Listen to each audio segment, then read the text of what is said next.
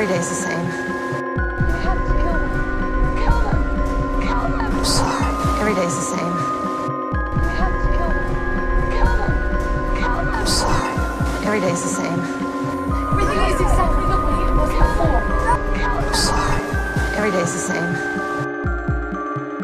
I'm sorry. Hello. Oh, that's weird. Welcome to another episode of It's Time to Rewind, a podcast stuck in its own time loop, right along with the movies we discuss. In this season, we're taking a look at time crimes. I am your host, Bubbawheat, from Flights, Tights, and Movie Nights, and in this episode, we are discussing Jess's first loop in Triangle that starts at 21 minutes and 51 seconds, with the Aeolus coming into view, and ends at 44 minutes and 30 seconds, with Jess standing next to a skipping record player. My guest today is Darren Husted from T. Hanks for the Memories. How are you doing today? I'm doing very well. Doing a lot better than Jess is during this film, let's say that. Yeah, absolutely. But there is a lot of stuff to cover in this loop. So let's go ahead and get right down to it. First off, I think I should ask, what is your history with Triangle, the movie? I know, I don't think I mentioned it, but it wasn't, it didn't have a full release in theaters. It was more of an Australian release. It was filmed in Australia. But how did you discover this film? I saw it at the cinema in 2009. I think when you asked for people for this project, I was like, because obviously Triangle is the name of a few different films. And so I found a copy of my ticket and I scanned it in and I posted it and was like, this Triangle? The one that I saw in 2009. I think I saw it the day after. I didn't see it on the Friday. I saw it on the Saturday after it was released. And it's funny because I looked at my tickets from like that end of 2009. There was a lot of good films that came out.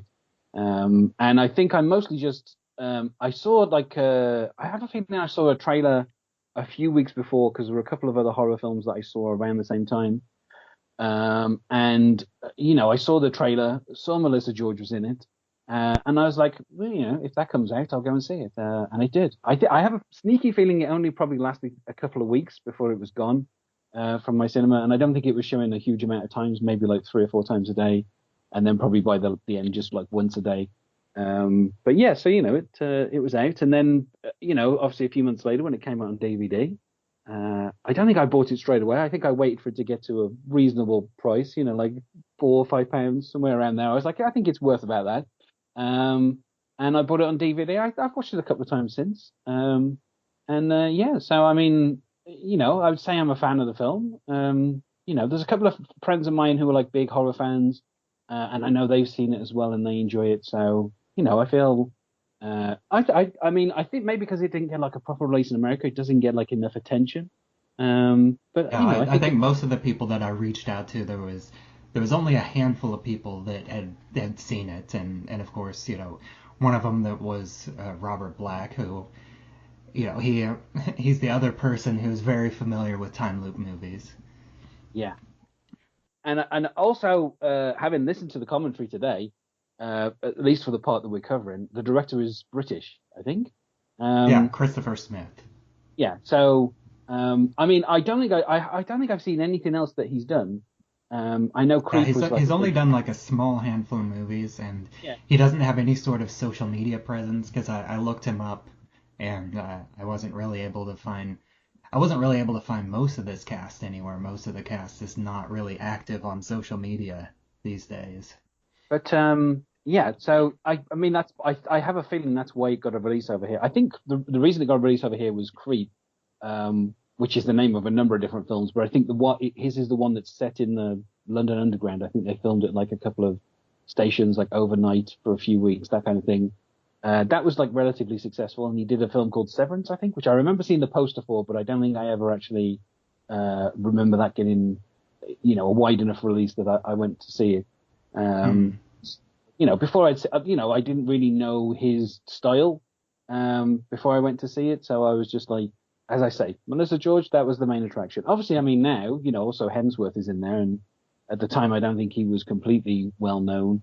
Yeah, he was 17 or 18 whenever he filmed this. Had he just done Star Trek? Am I right in thinking that? Isn't he? I'm not sure. I didn't look up his other credits. I just looked up how old he was whenever he filmed this. Or is that the other Hemsworth? Is that Chris Hemsworth who was? There's too many Hemsworths, quite frankly. It's right. I think one was enough. We didn't Yeah, need I always think of I can't remember what his first name was, but in The Good Place they had a fake Hemsworth brother. Yeah, because there is a third who doesn't really act, but occasionally appears at like red carpet events with both of them. And people will often tweet out, "There's a third Hemsworth brother," and he looks a lot more normal than the other two. He's like half a foot shorter than the pair of them. But yeah, so coming into this, I was just like, it looked like an intriguing film. Melissa George is in it. The director seemed interesting, and it has an interesting look for a horror film because obviously most of it takes place in the day, and I thought that I remember watching it, and the thing that sometimes I hate about horror films is just the fact that they do like a lot of them just take place in night, and you can't really see anything. Obviously, it's to save money, isn't it? And in this, it's a nice bright film, and I was like, that's a different thing for a horror film to be. So yeah.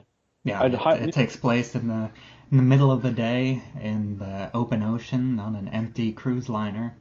The only dark moment is during the storm at the beginning. Yeah. And even the director says, the thing that he wanted to do, and ties into the start of what we're discussing, is have it be like the opposite of most horror films, and that's why like the sun is kind of there as the Aeolus kind of comes into view, is to make it clear that like it's very, very like it's about as bright as you're going to get having the sun like directly at the camera, and that's the opposite of most horror films where it's like pitch black and you can barely see what's going on. So I thought that's an interesting kind of way to do a horror film, is like have it in just the brightest of sunshine possible. And speaking of the Aeolus, the start of this loop, everybody minus Heather is on the overturned triangle, and they're boarding the Aeolus, and Jess is wandering around kind of in a daze, and she has this look of possibly recognition if you're watching this multiple times. So let me ask you, do you think this version of Jess, which, obviously there's going to be spoilers here, this is not the first time that Jess has boarded the Aeolus. This is a time loop movie where we're not starting on the first time loop, we're starting, on the probably 40th, 50th, somewhere around there. And so do you think that this particular Jess is aware that she's in a time loop, or do you think that she is and she's just like pretending not to know, or do you think that she somehow had her memories erased during each full reset, and she just has like the like repressed memories and the sense of deja vu? I mean, it's interesting because having watched the film a few times, I don't think I've considered the how many times it's happened. Like you're saying, 50th time or something. Maybe I'm thinking this is only the second or third time. Mm-hmm. But yeah, like it's weird because it feels like she does know something. Like, the fact she tells people as well. She says, "I recognize this corridor." Like, so, and she does keep saying, "Oh, I'm getting deja vu."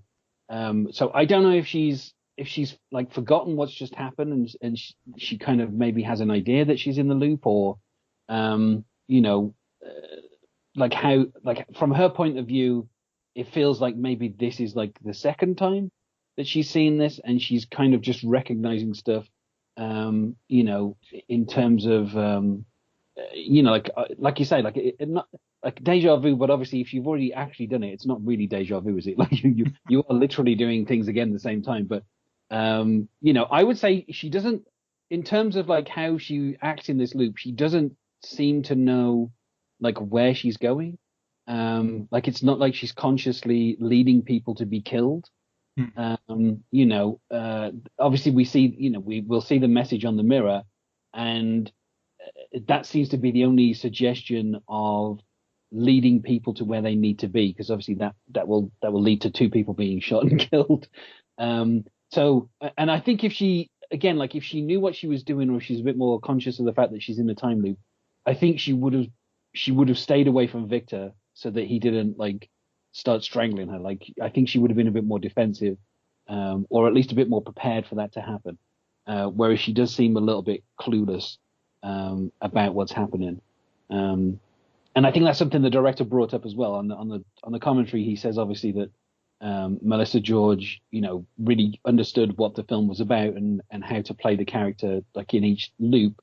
And, she's kind of given a performance where she has some kind of knowledge, but not that she knows everything that's going on. So yeah, it's almost like it's like a muscle memory, because yeah. The way I look at it is, her physical body, her soul, her presence has done this so many times that it feels familiar to her, even though her conscious memory is more or less wiped clean during each reset. Yeah. Like I say, I mean, it feels like if she was more aware, there would be certain things she wouldn't do. But as it is, she still ends up leading, is it Greg? To the where they Greg. go to the suite, and they see the message that says "Go to the ballroom," written in blood. She says outright to him that she knows this ship. She says to him, "I know this ship," and he's like, they're all the same, which is kind of true. Obviously, if you're building gigantic, cruise liner ships, you don't want to make each one like a unique individual ship. You obviously have the same plans that you make over and over again. That's how you have efficiencies and stuff. So. He is dismissing the idea that, somehow she has intimate knowledge of this specific ship, but more that, if you've been on one cruise liner, you've pretty much been on most of them. The Titanic had a sister ship. Like, you don't build one gigantic expensive ship. You build 2 or 3.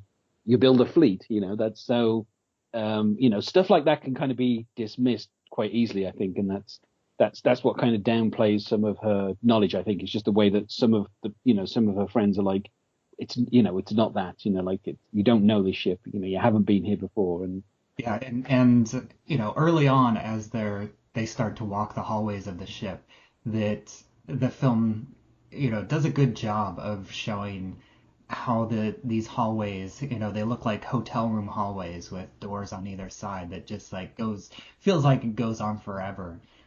Yeah. And I don't know if you noticed, but early on, there's a shot of, you see them walking left to right.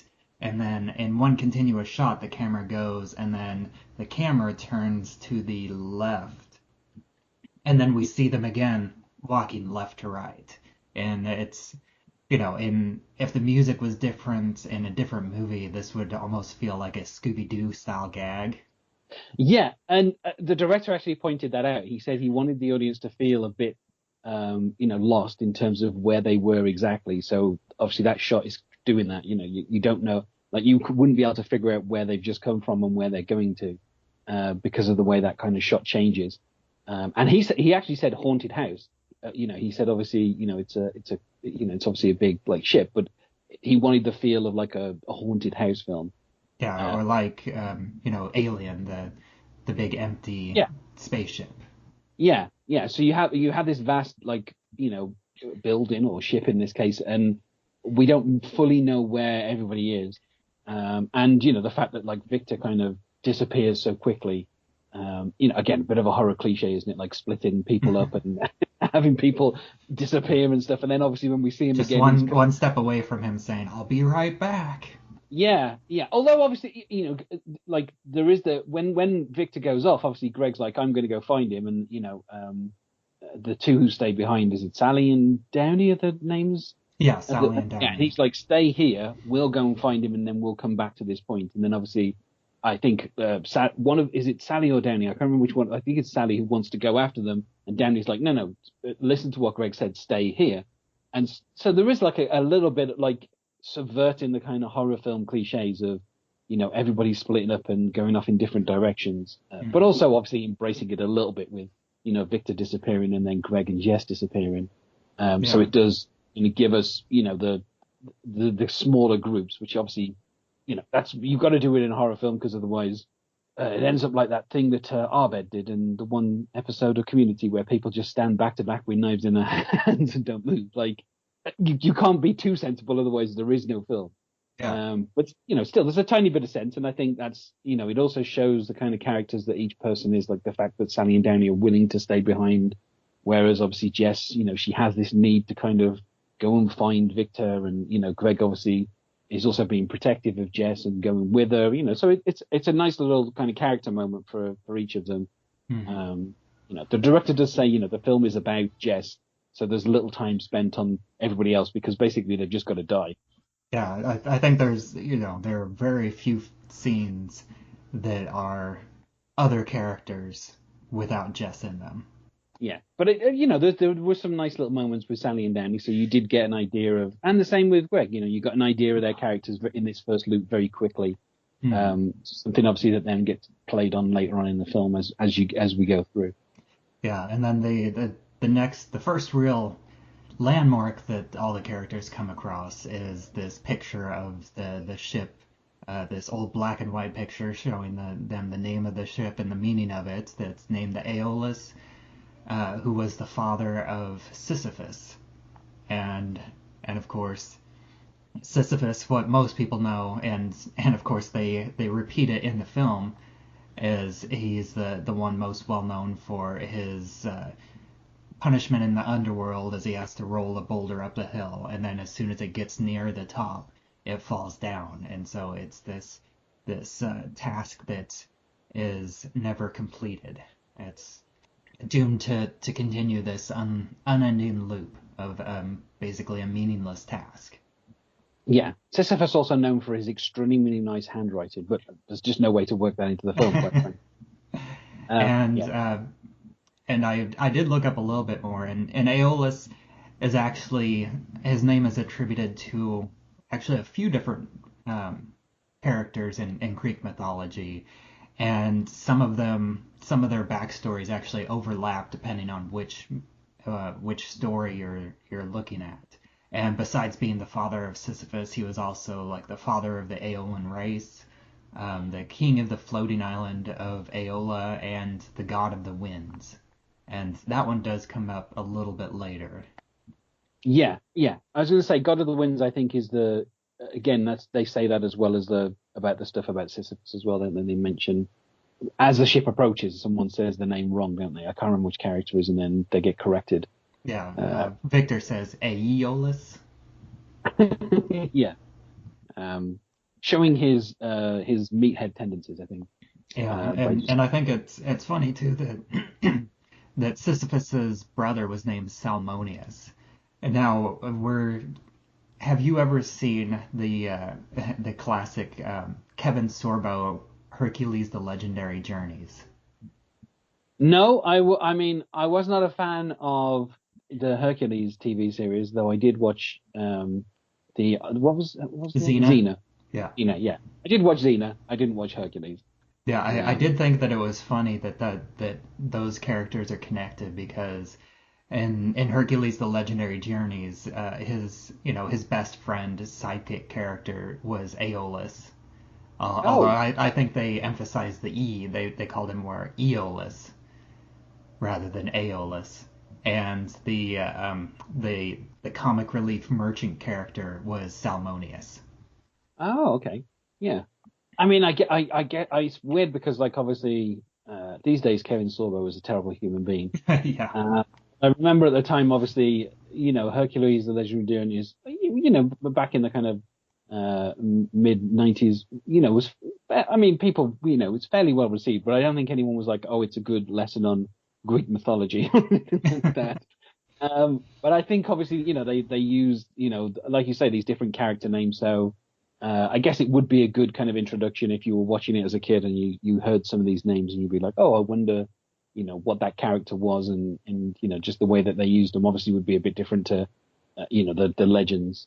We'll get to something in just a moment.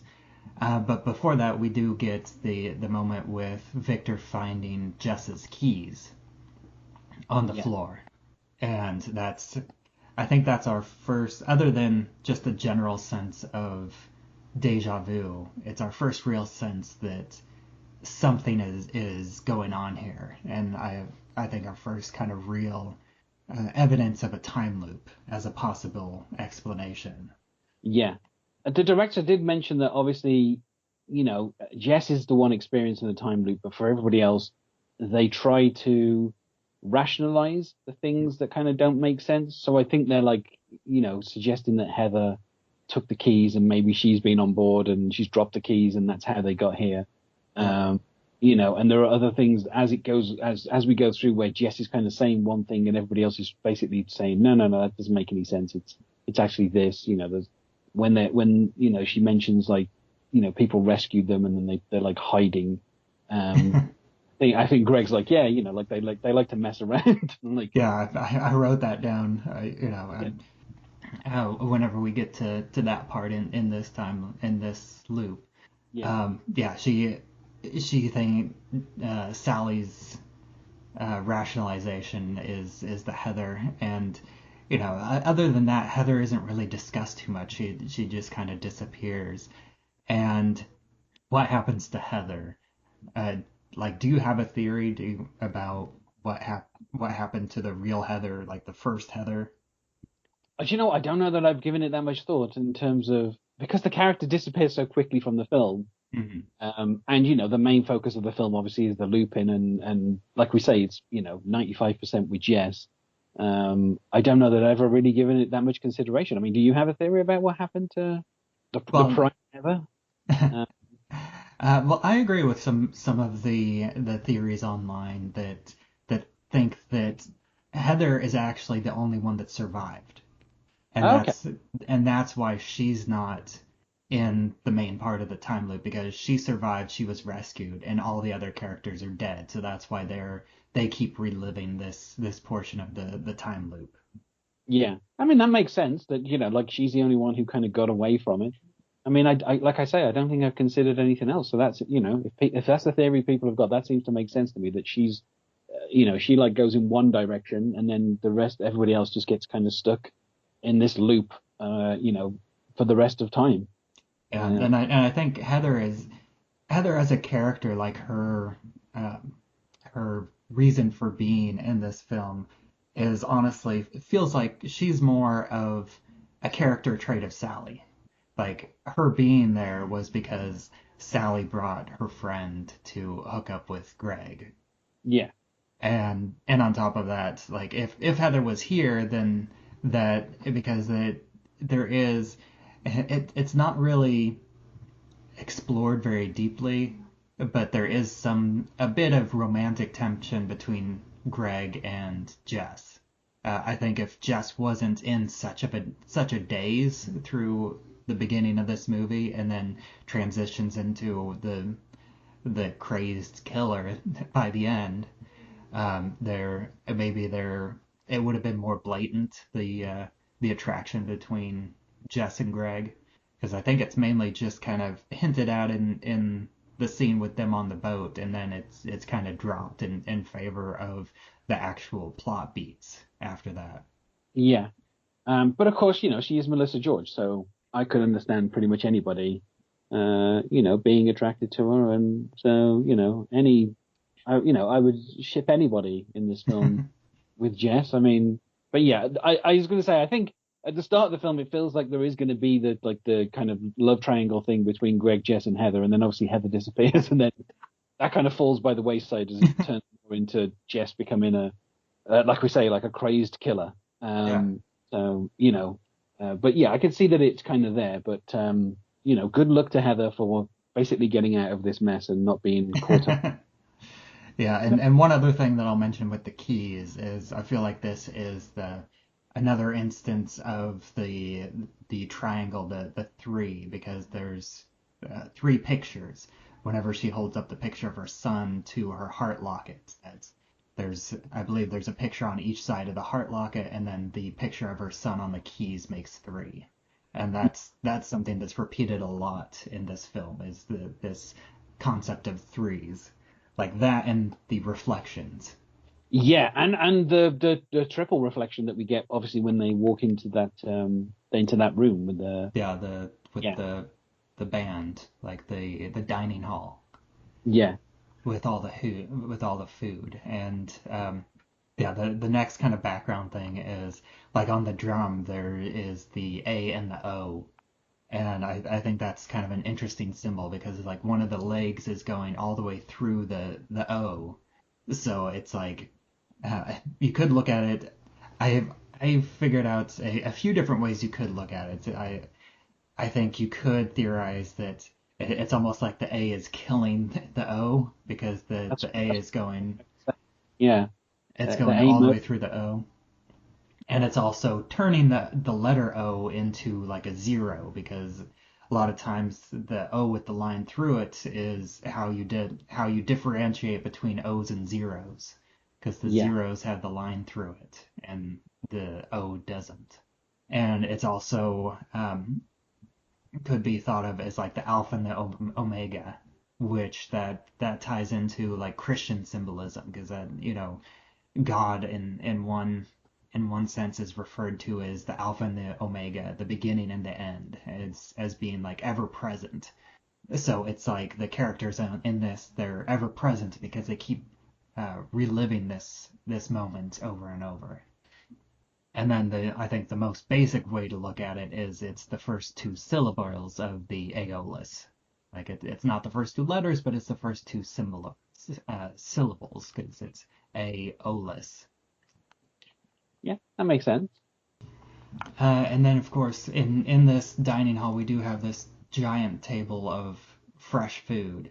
And immediately Victor takes a bite of the apple. And of course, it's like a movie trope that taking a bite of an apple is something that the cocky, smarmy jerk does. Even though Yeah. we don't get that much from Victor, but there's just he does have a little bit of cockiness to him. I mean, the director said obviously they cast Hemsworth because he was, apparently they'd seen quite a lot of people for that particular role, and he wanted him to kind of be slightly different to everybody else. And obviously, his size immediately, made him distinctive. But also, obviously, if this was like an American film, he would be, like the jock. That was like the role that he was looking for, but not, completely in that stereotype, but at least, kind of acting that way a little bit. And like you say, taking the bite of the apple, yeah, that is kind of prime, jock behavior. Certainly in films, at least. I mean, I'm assuming in real life, jocks are also eating apples because they're healthy, but just kind of yeah. But also like the way that Victor, like obviously they've come onto this ship, they see all this food. No one's really saying why is all this fresh food suddenly here? Like, where are all the people that were going to eat this? Like, there's no kind of question. It's just literally like he's immediately like, oh, food. They've obviously been out at sea on the kind of capsized raft, so they're probably all a bit hungry. So I just like the way that there's no question, and he's just like, here's some food. And the food there also reminds me of another Greek myth, and that's the one of Hades and Persephone. Are you aware of that myth? I'm sure if you tell me, I'll remember it, but I couldn't say. According to mythology, at one point, Hades fell in love with Persephone, which is the daughter of Demeter, the goddess of nature, and Hades kidnaps her, and that creates, Demeter. She gets sad and then causes the world to get cold because it's the weather is tied to her mood, and then eventually they come to an agreement to let Persephone go, but while she is down in the underworld with Hades, he manages to trick her into eating a few seeds of a pomegranate.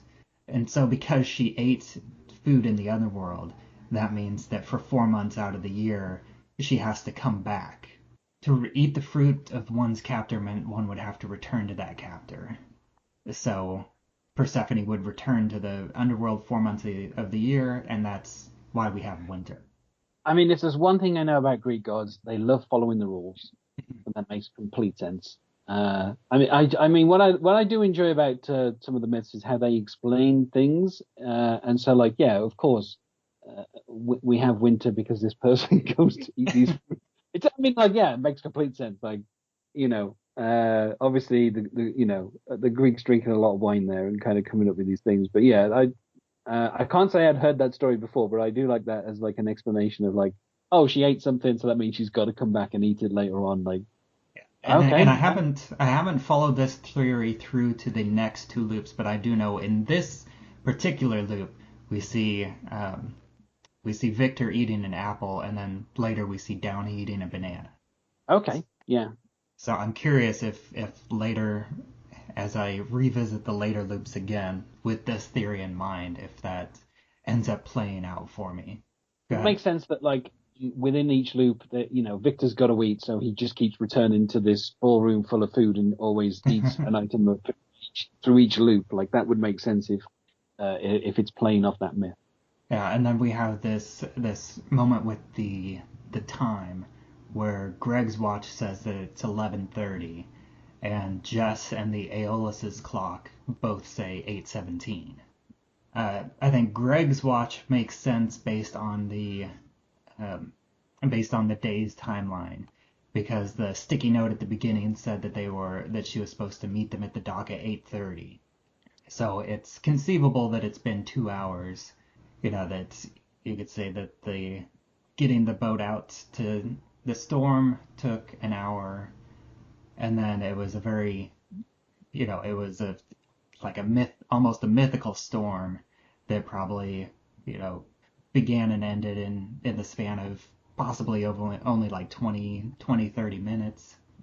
And then they saw the boat shortly after, and they've been wandering the boat for 15-20 minutes at this point. So that could conceivably be 2 hours from the time that they left at the docks. Yeah, and also obviously the sun's quite high in the sky when the Aeolus appears, so you would assume that it's closer to that time than the time that Jess has on the ship essentially. And so that shows like the connection between Jess and the Aeolus, that they're both on the same timeline. So however many times, this is probably for Jess, this is probably days later that this has happened, and of course we don't know if it's supposed to be 8:17 a.m. or p.m. Not that it really matters. And then we have Victor going off on his own, and then Greg and Jess leave shortly afterwards. We do have this interesting close-up of eyes, and I can't tell for sure just by looking at the eyes which character. I mean, I'm guessing it's supposed to be Jess, but I know it goes pretty quickly. Yeah, it would have to be Jess, because Sally has the blood over her eyelid, and so yeah, but we don't know which Jess this is, because Victor is wandering off, and he's looking left and right, kind of like he hears somebody off in the distance. So do you think that this close-up of the eyes is supposed to be Jess 1 or Jess 2 or potentially Jess 3? I mean, in the commentary, the director says obviously a lot of the shots of us looking at the friends as they've been rescued is the killer essentially. So I think this is probably the killer that we're seeing and looking at them. I think that's the perspective that we're getting is, we've been introduced to the idea that there's someone else on the ship other than the people that we've just seen being rescued. Although I'd say also we were introduced to the idea that there's someone on the ship because it's a big ship that's just in the middle of the sea. So, I think they also say there's got to be someone like that's steering it, like this, like somebody's got to have, so there's got to be someone on board because the ships, they don't just steer themselves.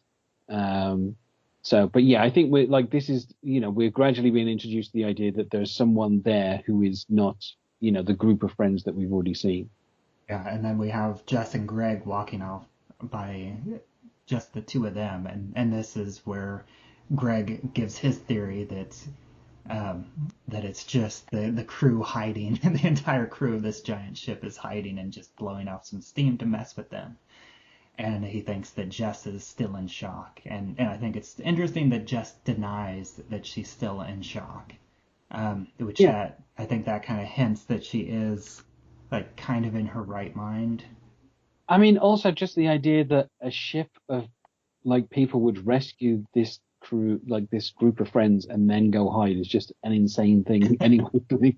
Why, like, he's like, oh, they just to blow off steam doesn't even really make any sense. I'm like, this is just that sounds like insane people. That doesn't sound like, yeah. So like, I don't buy that. And then obviously, the kind of the paranoia that Jess seems to have about what's happening obviously grows because, the more she walks around the ship, the more she feels like she knows the ship.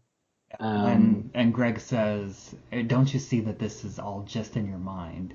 And I think that is a valid way to look at this entire movie too. And he's like, "In your world right now, maybe they don't," implying that maybe they don't have ships don't have skippers. Yeah, I mean, I would also say it feels a bit dismissive of Greg to kind of write off anything that Jess is saying just as being in her mind. That it feels like, believe all women, as they say. Like Yeah. he should really be believing that she's telling him stuff and he just doesn't seem to be listening. Um, And I and and I think another like Jess's reply to that is also there's a very interesting word choice there. She replies, "My world is waiting outside at school for his mother to pick him up." She yeah, doesn't say, "My world is waiting outside for me to pick him up." She says, "His mother to pick him up." yeah. Again, yeah, it's like hinting that maybe she knows what is going on, or has a prior knowledge of something, that she knows that maybe this version of her isn't doesn't qualify as being his mother, because maybe she's only existed since the start of this loop, so she didn't give birth to a kid. I don't know the logic on that, but yeah, just like you say, an interesting word choice. Yeah, and of course, they find this room, and Greg goes and knocks on the door and opens it, and it's room 237. So this is at least our second Shining reference, Yeah. because the first one is at the very beginning. Jess's house number is 237, and her neighbor's name is Jack. The director also said the empty ballroom is also a direct Shining reference. Like he's like, they didn't want to make it too obvious, but he's like, yeah, that's obviously a reference to The Shining. So, And yeah, and Greg, uh, I think before his theory, he actually asks Jess if she's acting weird because of Tommy, and asks her if she feels guilty about Tommy. And I think that's another very deliberate choice of words, considering that we know, uh, watching this a second time, that Jess has actually caused the death of Tommy in previous loop through the car accident, yeah. and that Tommy is not actually in school on a Saturday. Well, I mean, yeah. Also, like like you say, like the fact that they're saying the guilt. Again, maybe that's something that throughout the loop she maybe feels that a bit more directly, like the guilt of maybe the guilt of what she's about to do in the next loop. Obviously she's brought her friends to this ship essentially to kill them. So Yeah. not just the guilt about her, causing the accident, but obviously the guilt of the murders she's about to commit. Yeah, and whenever Jess walks into room 237, she immediately is confronted with three reflections of herself. So, Yeah, which I liked. Obviously, shooting into a mirror is always a difficult thing. There's always a bit of trickery so it's a nice shot that they managed to get, kind of practically of triple Melissa George's. yeah, and of course that's a very obvious reference whenever you're watching this the second time through, that there are three Jesses, because we have been getting a couple hints that there's someone else on board. I don't think that at this point in this loop that we think that it might be a second Jess. Well, I guess the keys could hint that there's a second Jess, but I think this is the first very subtle hint that it's not just two, but it's three. And then of course we get the the letters written in blood and in the mirror. And of course, we first see the message in the mirror, so it's reversed, and then the camera pans around and we see it the correct way, saying "Go to the theater." Yeah, I think it's interesting as well because obviously when I watched this film the first time in the cinema, I think in the back of your mind you're like, is the other person that's on the ship Heather? Like obviously it's mentioned when they first get on board that they're looking for Heather and they think Heather might have been rescued first, and so there is, until obviously there's, watching it more than the first time, watching it a second or third time, where you obviously see that, the reflections of Melissa George throughout this, first loop. It's obviously trying to tell you that it's not Heather, it's, there's another Jess. But I'm sure if you're watching it for the first time, you're thinking, oh, it's Heather running around kind of like, writing messages in blood on mirrors, or, maybe that's the other person. I think, you can kind of dismiss that pretty quickly, given, obviously later when we see the person who's doing the killing, doesn't really seem to be Heather. So, yeah, and again, the message in the backwards message, as we see it first, is yet another reference to The Shining and the red rum.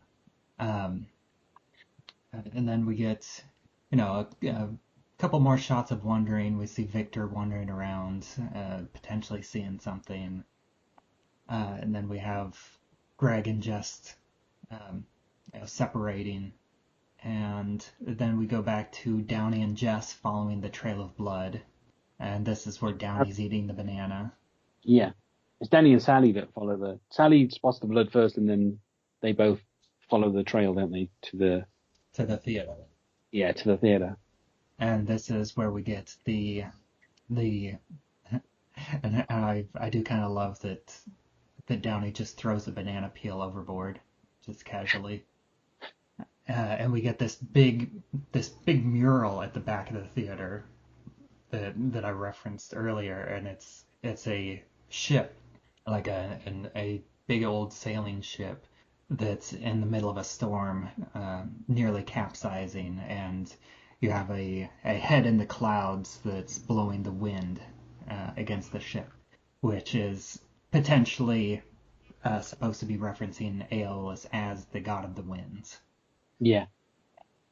And we go back to Jess, and she's back into the dining room, and now the food is all spoiled. And I feel like this is something that's done several times in other movies and TV shows, kind of typically showing like illusions, where a character is trying to trick somebody to eat something, and it looks fresh, and then whenever they look at it again, they see that it's spoiled. Yeah. I was going to say, that sounds like something I've seen a few times before. Certainly I remember an episode of Red Dwarf, where Angels and Demons, where they split the ship into two, and they like have some food, and I think Lister's like eating an apple, and he's like, oh, this is like the best apple I've ever tasted. And then he bites another apple, and he's like, oh, this is not as good. And obviously as a viewer, we can see there's like maggots in it, and it's all rotten. But he keeps like basically eating the maggots and not realizing, and doesn't reach the realization for a little while, for comic effect. But yeah, that feels like a common thing of like, the good fruit going bad, or, the good fruit turning out to be bad, at a second glance.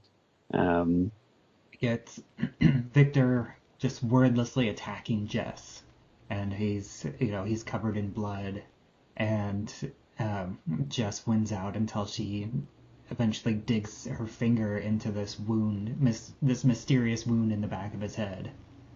Yeah. Which we don't get an explanation for the wound until the second loop. And what I like about this is obviously, Melissa George holds her own against, Hemsworth. I mean, it's not like Liam Hemsworth is not, is the less buff of the Hemsworths. Like they're both very well built boys, and the fact that she has to basically kind of take advantage of whatever this wound is, to kind of get the upper hand, it kind of shows kind of what a fighter she is. You know, like Jess is willing to kind of maybe use some underhand tactics to get the upper hand on someone if they're, strangling her to death without any explanation, covered in Yeah. blood. The director does say, obviously, this is where the film kind of kicks up to like 10. He's like, like straight all of us, like, we've had like a relatively kind of calm wander around the ship, and then all of a sudden, this is where the action is going to kind of come in and kind of not stop either. Like after this, Yeah. it's not like we get any respite now. For the rest of this loop, it's just a lot of like, fighting and attacking and people being killed and everything. So, I'd like to say as well, like I think that like the pacing of it, of kind of the way the loop is done, there is like the build, the kind of gentle build of like paranoia, and then of course out of left field we get this attack from Victor. But I think it's it's in terms of like building the tension, I think it's pretty well put together so that particularly like as you see like the rotten food, you're like, what's going on? Like how much time has passed? What's happening? And then of course Victor comes out of nowhere, and for the rest of this, it's a lot of fighting. And it's it's a nice little fight. I think Melissa George does really well.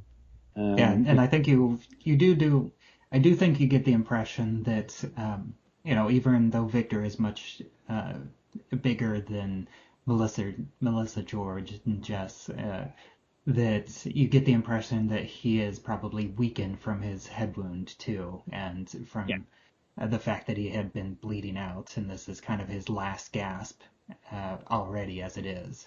Yeah, it gives the scene like because obviously things are going to get a lot crazier from this point, so it does give it kind of grounds it a little bit more, that like obviously it's going to take like a headshot basically to make Liam Hemsworth weak enough that he can be overcome by Melissa George.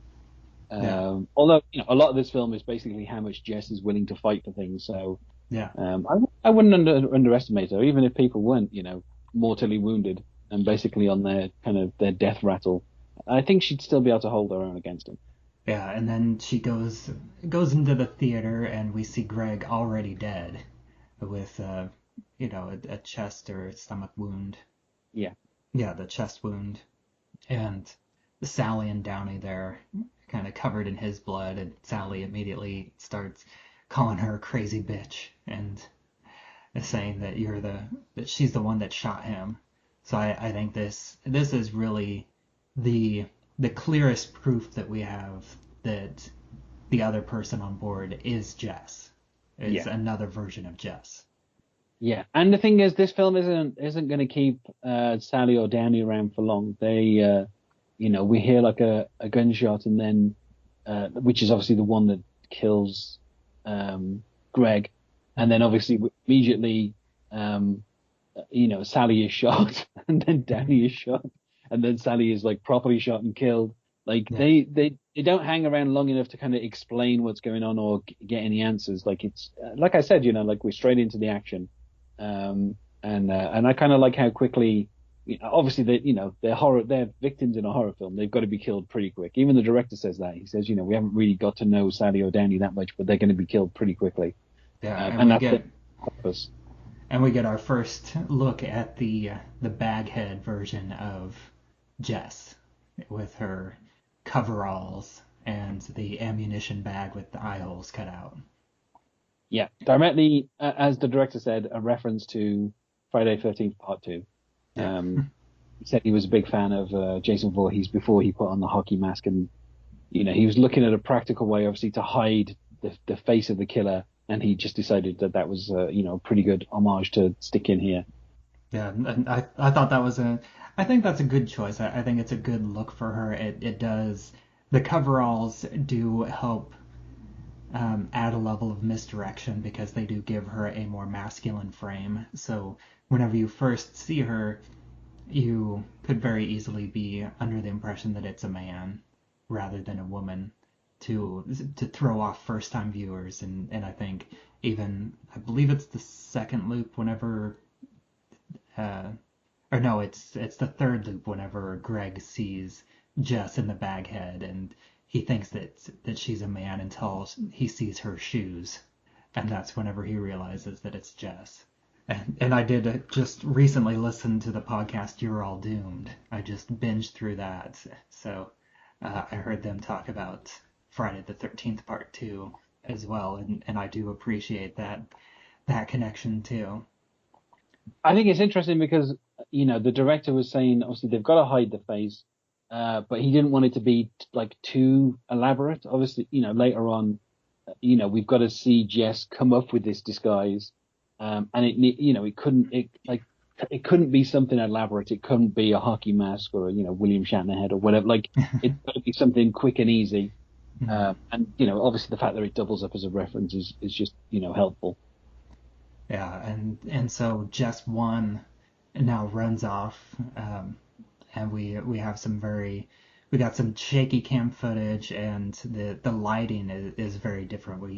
She goes kind of into the bowels of the ship, and all the lights are now like red and blue, and so we have like the more emotional lighting, and she finds the kitchen and grabs a kitchen knife, and she ducks down next to the countertop, and we get another good reflection of the two faces of Jess, basically.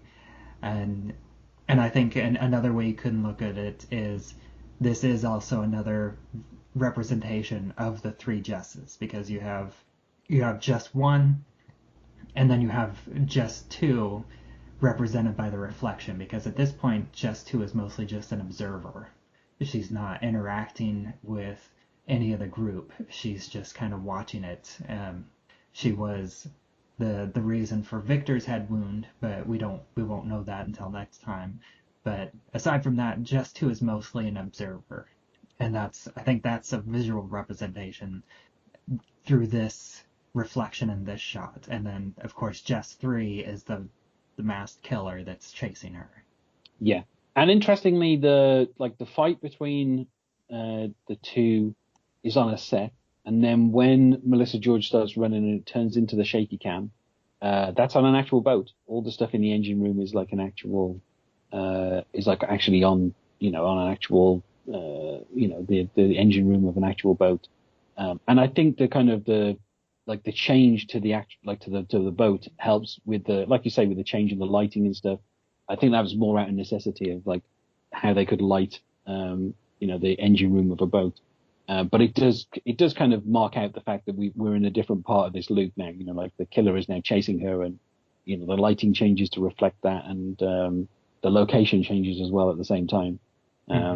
It's all well put together. And like you say, yeah, there's a ton of, like, in this chase, there's a lot of times where Melissa George stops and she's got her reflection next to her. Like you say, the second Jess observing everything.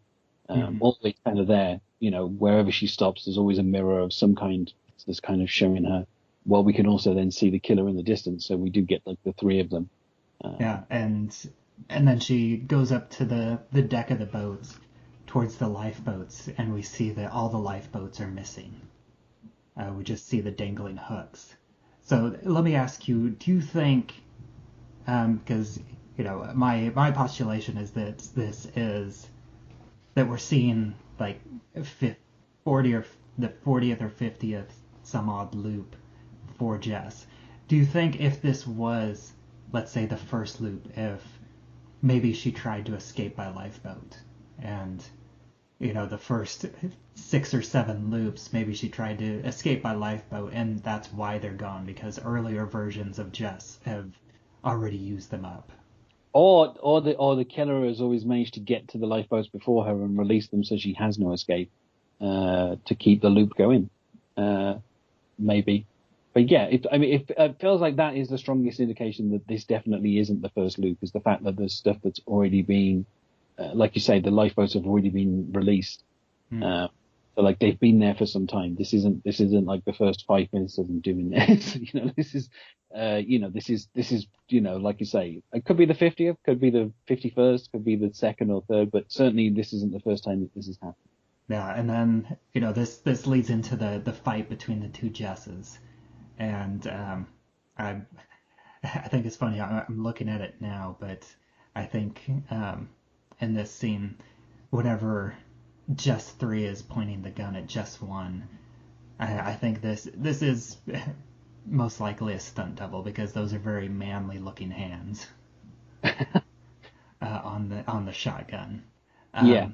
But I think this is again another instance where we get the most likely hints that there are three Jesses, because we hear the footsteps on the deck above right before she gets the shotgun butt to the back of her head.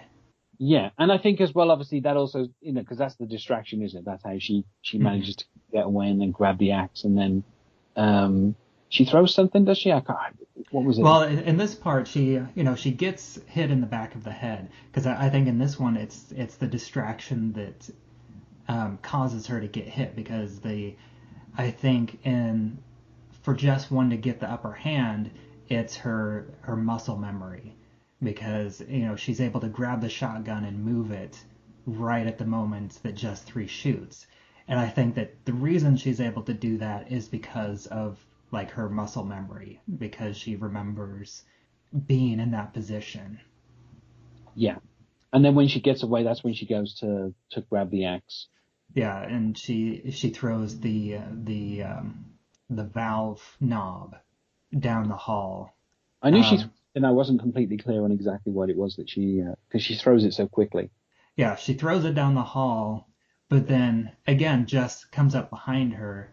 Jess 3 comes up behind Jess 1, but again, I think it's her muscle memory.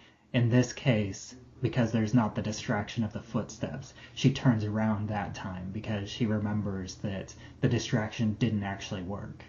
Yeah. Because if the distraction had worked, then Jess 3 would have come up in front of her. But instead, Jess 3 comes up behind her this time.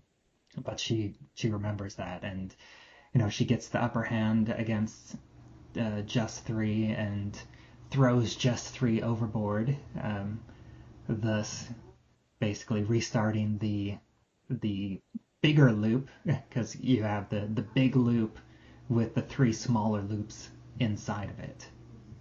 Is that where the killer says you have to kill them before she gets thrown overboard? Yeah. And in this version, we hear her speech. It's very muffled. It's very difficult to understand if you're just listening to it. You do see it if you're watching it with subtitles, but it's very muffled and hard to understand. You can really only hear like the last line clearly, where she says you have to kill them all, or I think you have to kill them before she gets knocked overboard. And that last, and this is where you do clearly find out, if you're a first-time watcher, that this is clearly a woman's voice. And then I think by the last line, if you haven't figured it out already, I think that's the biggest hint that is actually Jess herself, because it's the same voice, and I think you can pick up the fact that it's the same actress, it's the same voice.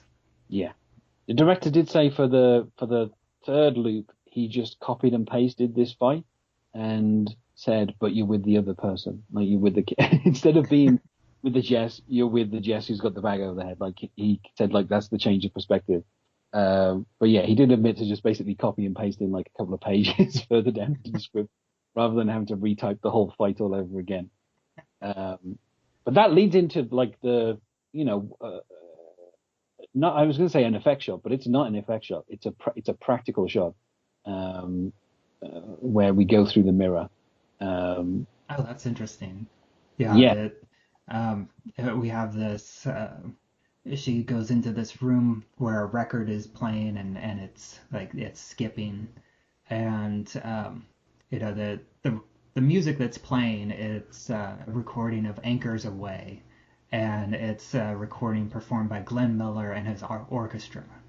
And I think it's I found out through the IMDb trivia that Glenn Miller, he actually disappeared on a December 1944 plane whenever he was flying over the English Channel, and that was it's still kind of a mystery, although they think that it probably crashed in the English channel after the fuel intakes froze. That's the most likely theory, and it was a lightweight aircraft, so it would have basically disintegrated on impact. It wasn't built to withstand those kind of crashes. No, and that English Channel can be quite choppy. if the weather gets up. So I could understand that if like a light plane hit that, it probably would be smashed to pieces and gone pretty quickly. You're not likely to find anything. And we do get this great shot of, we're following Melissa George, and then the camera goes through the mirror, and then after that we're following her reflection, basically, and then the transition goes, which I almost considered using that as the transition for the loops, but I think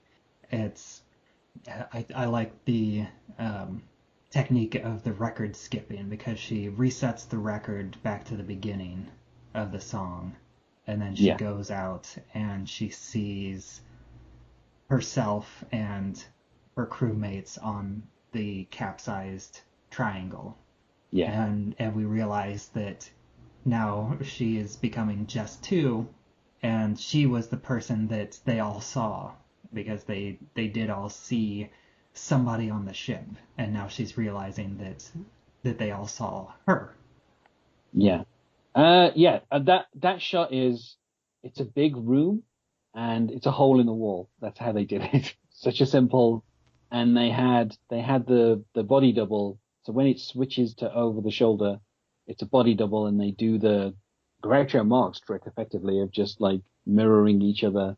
And then the cameraman just basically walks forward and steps through the hole and follows Melissa George on a basically, flipped set on the other side of the mirror. And then the CG is just the dirt on the mirror then. Yeah, that's it. Yeah, that's all apparently they did 16 takes because it was hard to get the focus of the shot to be on the Melissa George reflection and not on the body double.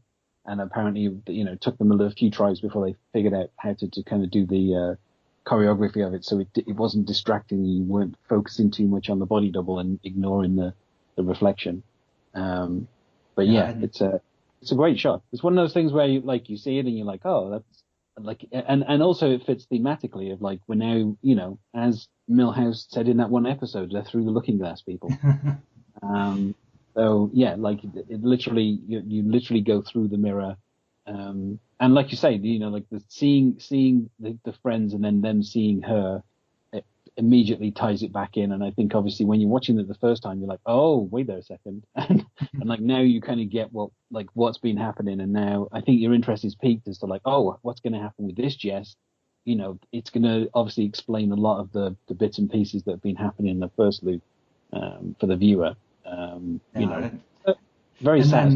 And then there's another, a visual effect, because we do hear the record skipping, and even though the record skips, many different times, we have like a visual skip where the image of Jess skips back a millisecond, along with the record skip, and that actually happens 3 times, where we get this visual skip.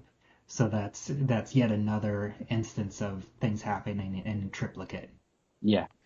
And I think it kind of, it announces to the viewer like that this is what this film is now going to be. Like, you could watch it up to this point and not know that there's going to be anything to do with time loops or anything like that. But then once you see this, it immediately, those little skips of the film like indicate, oh, this is what's going to happen now. Like this is what this film is.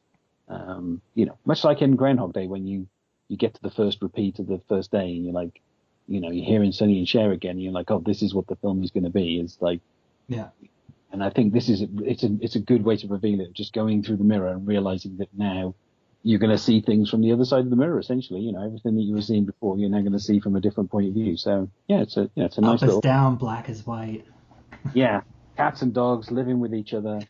It's just, and the thing is, it doesn't kind of hit you over the head too much. It's just a nice little kind of visual cue that like, this is what the film is going to be. This is, everything that you've just watched is just basically a setup so that you can pay attention the second time and see some payoffs. Yeah. And even though there isn't any like hard cut, like in Groundhog Day where the screen cuts to black when the alarm clock flips over, this is like a smooth, seamless transition into the next time loop. So for anybody curious, I chose to cut the my cut point for the loop is right at the third visual skip. So like right at the final visual skip is where I chose to end this first loop. Yes, So, the director agrees with you as well. By the way, that's where he that's where he says the first loop is over, and he's like, "This is the start of the second loop." Like he literally said that. So you're one with the director on this in terms of where the second loop begins. oh, nice. So that's the end of my notes for this loop. Is there anything else that you want to say about Triangle as a whole, or anything about this movie? No, in terms of this loop, I think we've covered literally everything. I think this is, and like I say, I saw this at the cinema because, I think I saw the trailer a couple of times and I was kind of curious as to what it was about. And also, the thing is, obviously, the title Triangle makes you think something's going to be happening in like the Bermuda Triangle or something like that's like Especially that's with like the ships, yeah, and the fact that it's set in Miami. yeah. So there's obviously that. But just also, the fact that there's so many like Australian actors in it kind of makes you think, well, is this happening off the coast of Australia? Like it's so, yeah, like the rest of the film, I enjoy it. I've watched the DVD a couple of times. Like, it's a fun film, and it's like you say, it's one of those films which I think because it never really got like a proper American release, it's still kind of a bit underground. Like it's a bit, obviously I think Australians would know it, and even British people would know it because it was, I don't think it was a hit. I think it ended up losing money, but it was well known enough amongst kind of like horror people in like kind of 2009 that people, took notice of it. But I think it's got a great performance from Melissa George, and even the other Hemsworth, he does okay in this. And like you say, those smaller, the other actors are relatively unknown outside of, I would say, Australia, because they've all appeared in like Australian soaps and stuff. But I think they only get a small amount of screen time, but they do a lot. I think Melissa George is great in this just because she carries so much of the film, and like at one point there is like 3 of her going around, and it's a lot of pressure to put on one actor to kind of carry that much of a film. Yeah. And I think she does really well with it. She's a very sympathetic actress. The way that she portrays this kind of This descent into madness. Yeah, this heartbroken mother who's obviously kind of starting the film by causing this accident and killing a child and then going off for like a sailing like trip. Like it's like as the film goes on and on, the performance just becomes more and more impressive when you realize like the different levels that obviously Melissa George is having to play like with each loop. And even the director praised her quite a lot as well, saying that like out of everybody, when he was showing the script to other people, a lot of people didn't kind of fully follow it, but he was like, Melissa got it straight away, and she knew what each loop would require, and the level of where that character is each time through, and she really does a good job of kind of different, like obviously it's the same character all the way through, but there's different Jesses, and she manages to differentiate it enough going through the film that it doesn't feel like she's just playing the same character over and over. There's slight differences each time, and I think she does a good job of that. So yeah, it's an enjoyable film. Yeah, and I think the structure is very well thought out, and it's realized very well too. I think it can be a little bit confusing, but once you understand the structure, it's easier to see it, because it is like the 3 smaller loops within the one larger loop, and we're seeing just basically one like overlapping iteration of the larger loop. And the director said as well, like the idea of the film begins with the first loop. Like he thought to himself, what if somebody was people were rescued at sea, and when they got on the boat there was nobody there, and there was a killer on board, but it turns out the killer is one of the passengers, and then from there he developed the idea. So, where we started is effectively where he started with the script. Is like the first thing he wrote was like the ship comes over the horizon and it rescues these people, and then the rest of it develops from that point on. All right, well, thanks so much for joining me and talking about this first loop in Triangle. I'm excited to continue to dig into the later loops and really dissect them and see how well all this holds up, and see if I can give more credence to any of my other theories. I did notice some numbers throughout besides the number 237, but I couldn't really find anything to back them up, at least not in this first loop. So I'll be curious if those make any appearances later. But yeah, thanks so much for talking with me. And why don't you go ahead and take a minute for anybody that hasn't heard you on a podcast before to let them know where they can hear you and your other projects. Well, I mean, it's funny because obviously, you like asked for what other podcasts have I done, and I was just like, well, that's a big list. But the most recent one that I'm doing is called T. Hanks for the Memories, which is, just going through all of Tom Hanks' films in order, because everyone loves Tom Hanks. Like, so, I'm not covering anything that he's produced, so I don't have to cover Mamma Mia. I'm not covering any TV shows he's done, so I didn't have to go through Buzz and Buddies or anything like that. And I'm not covering cameos, so not speaking about stuff like, the Simpsons movie or the second Borat film. Just concentrating on, the main films that he's released. Starting from, I mean, I cheated a little because we started with his cameo in that horror film from like 1980.